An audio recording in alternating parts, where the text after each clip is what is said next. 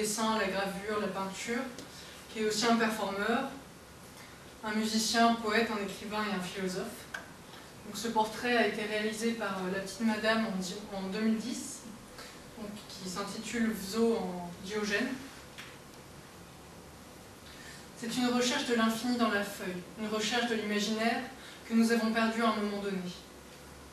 Donc il laisse, comme il dit, une grande place à l'imaginaire. Il met donc le fond et la forme, travaille sur...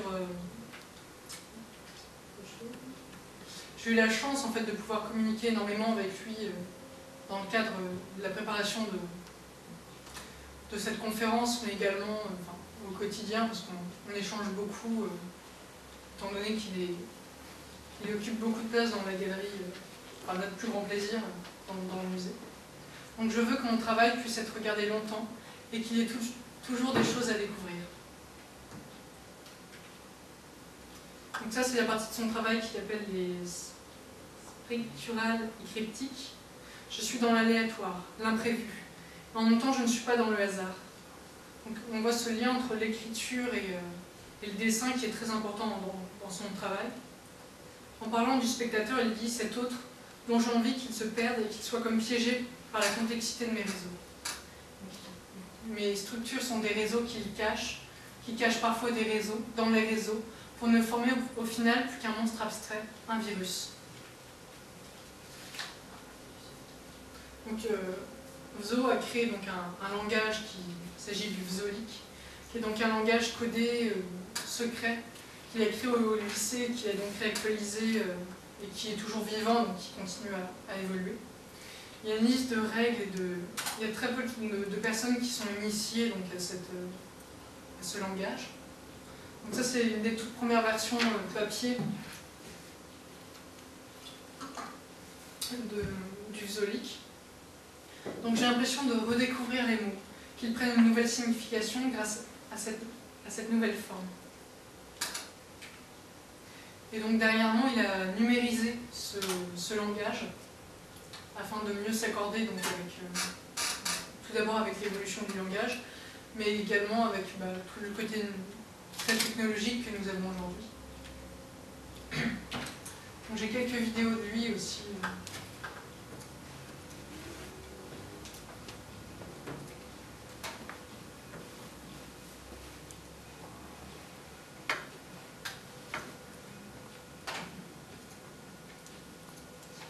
Ça, c'est une performance qu'il a réalisée avec Christian, un ami à lui, qui a donc été faite lors d'un vernissage d'une de nos expositions.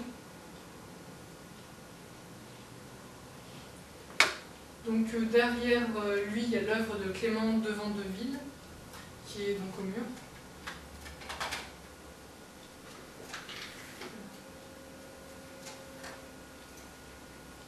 Je vais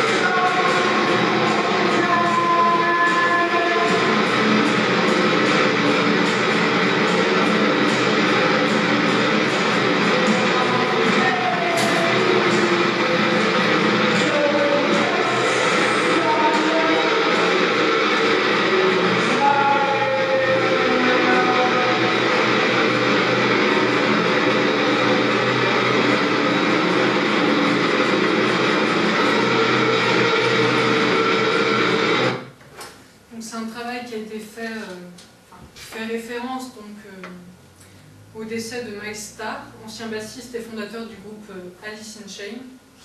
Et donc il a essayé de recréer, de créer carrément un cérémonial nécro-rock, donc avec une déformation des sons, une création d'ambiance. Il regrette malheureusement que la vidéo ait cette qualité-là, parce que vous auriez vu dans la galerie, c'était absolument assez impressionnant de voir comment le son prenait possession de l'espace.